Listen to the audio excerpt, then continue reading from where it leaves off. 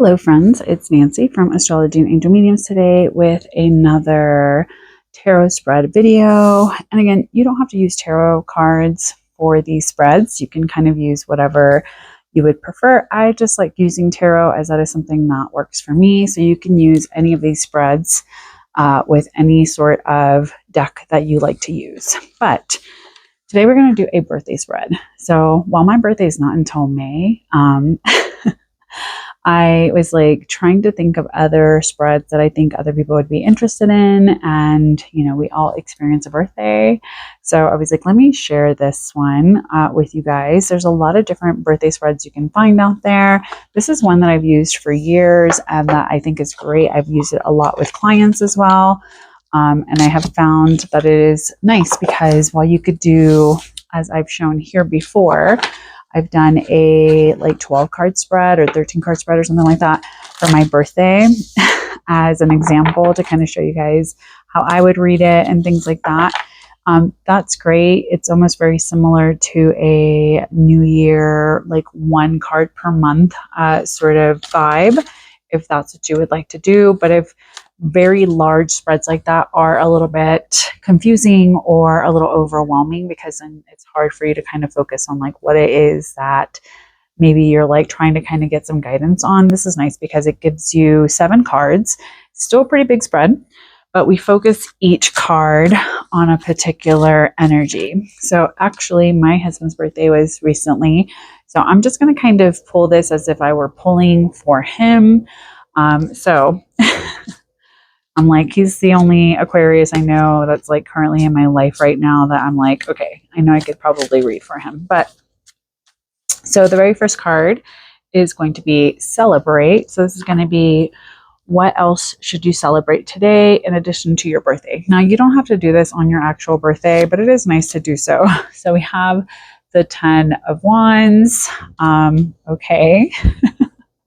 All right, so let's move on to card number 2, which is going to be our lesson. So what was the major lesson of the previous year? So we have the star reversed, which is funny because he is an Aquarius. Okay, let's move on to the theme. So what was the energetic theme of the year to come? Or what is the energetic theme of the year to come? So for him, we have the Ace of Cups reversed. My goodness, this is like not very nice. All right, relationships, the energies. So card number 4 is going to be relationships or the energies around relationships in the upcoming year. So we have justice. For number 5, we have work. So this is going to be the energies around your work and career over the course of the year. The 7 of Swords. Oh my goodness, these are... I'm like, man, I'm not liking these at all. All right, so for health, we have the energies with health and well-being this coming year. So we have the 9 of Cups. And then for spirituality, it's going to be number 7. We have the energies and spiritual lessons you will be encountering this year. So we have the 5 of Pentacles. My goodness, this is lame. Let me just say that. Okay.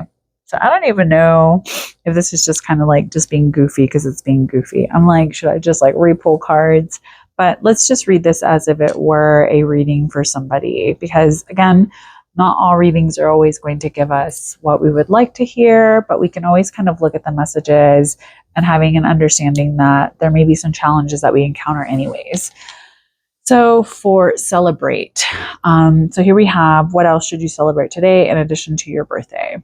So if I were to read this for somebody, it's almost saying like you've been overburdened, overloaded, lots of responsibilities, stress, problems, you know, obligations, taking on too much, there's delays. Now, if I'm like, what does this mean as far as like what we need to celebrate is that maybe this person needs to work on not trying to do everything by themselves or not feeling like everything is their responsibility or everything has to do with them.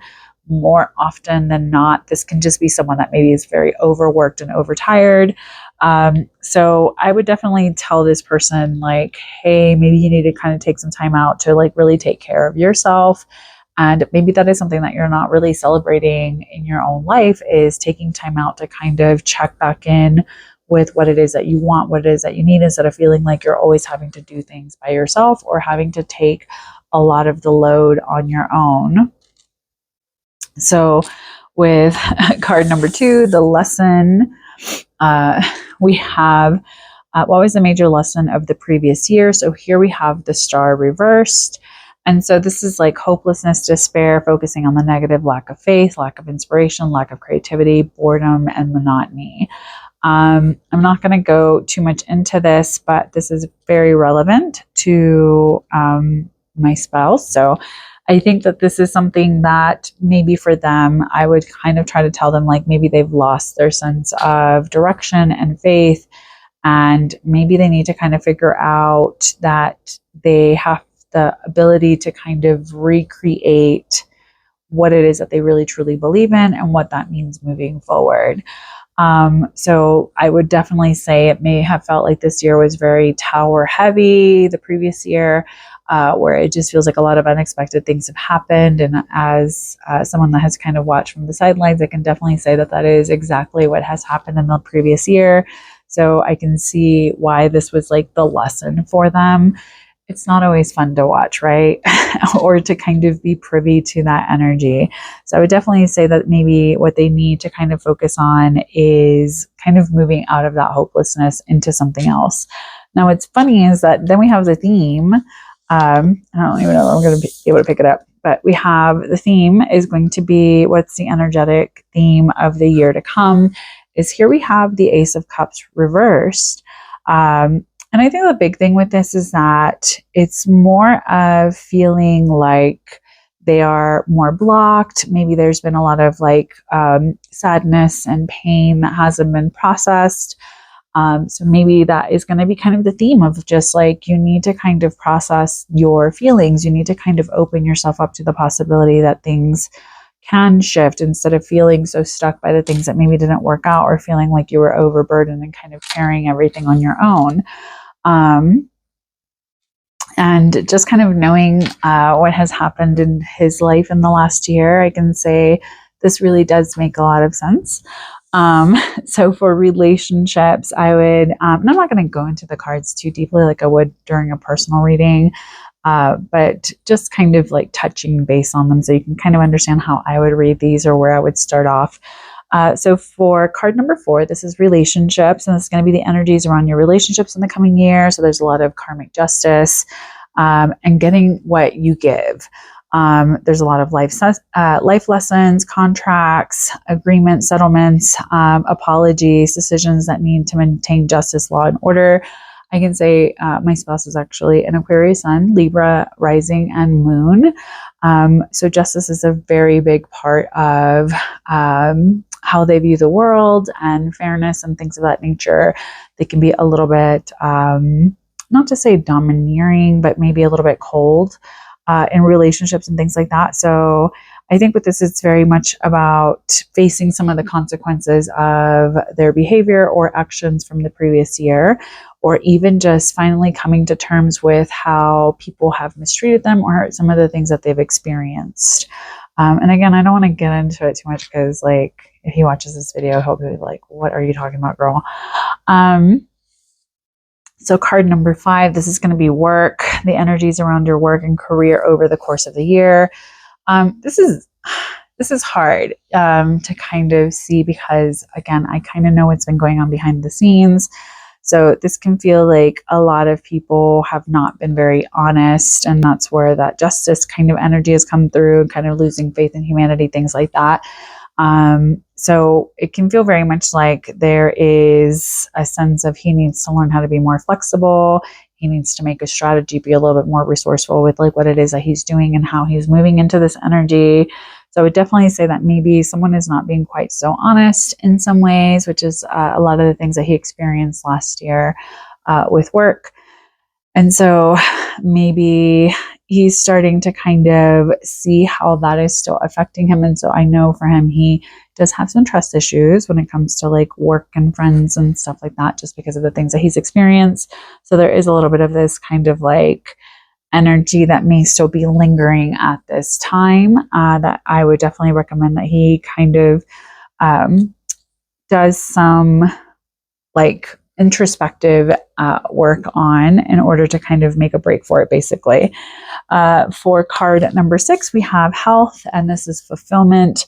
This is so this is going to be the energies that your health and well-being for this upcoming year.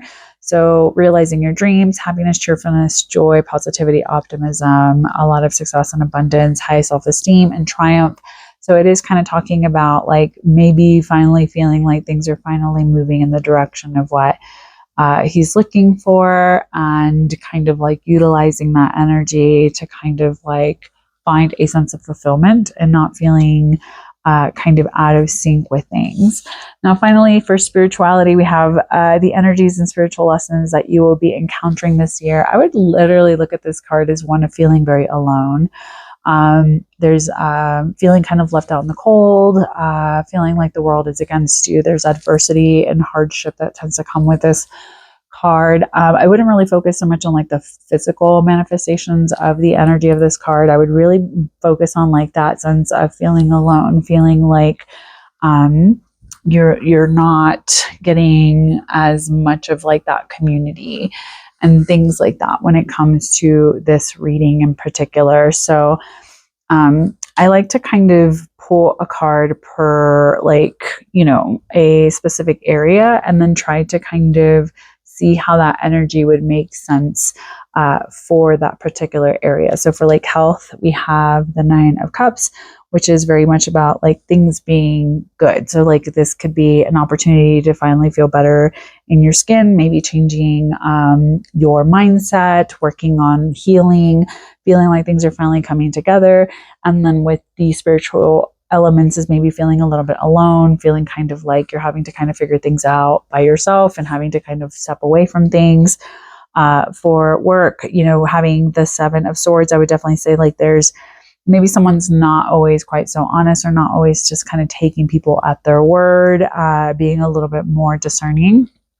And with relationships, with justice, again, it's kind of like finding that balance and that harmony, and trying to take into account how you're showing up in relationships as well, and understanding like that you also deserve to have that be something that is available to you in your relationships.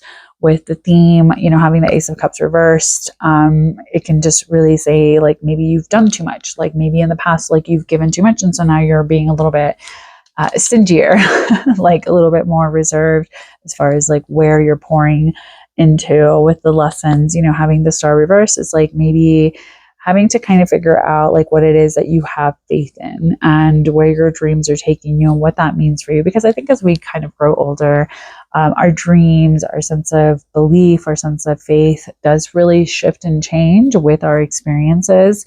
And I think that is something that I would definitely highlight in a reading like this, where I'm like, hey, maybe you need to kind of look at like what it is that you truly believe in. And then with the celebrating card, just to kind of like go back up, is I would definitely say like, maybe you're too isolated, and you're carrying too much that maybe needs to be processed and healed. So that's kind of how I would do a very, very quick and dirty kind of reading about this birthday spread.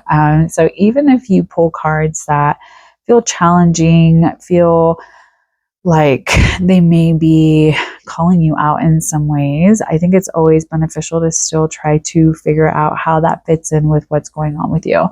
Not every reading is going to be positive. There are going to be challenges, just like life. Life is never going to be exactly how we imagined, or feel as like light and fluffy as we would like for it to. And some years are just challenging. Now that I'm really stepping into my 40s, I can really say that some years have been extremely, extremely burdensome and challenging. There's still good moments in that, but without those, brush strokes of gray, I wouldn't get like the full dimension of who I'm becoming and what I'm learning. So let me know if you guys do a birthday spread. Is this a birthday spread that you would use? Do you usually try to just like reshuffle if you don't really like the cards that you pulled the first time, or if you feel like the messages are a little too quote unquote negative. For something like this, I would definitely say, like, let's, maybe pull some extra clarifying cards on certain things, especially if the person is kind of feeling like the reading is a little bit like intense. So I hope this makes sense. Let me know what you guys think of this. Please take care, stay safe, and as always, make good choices. Bye.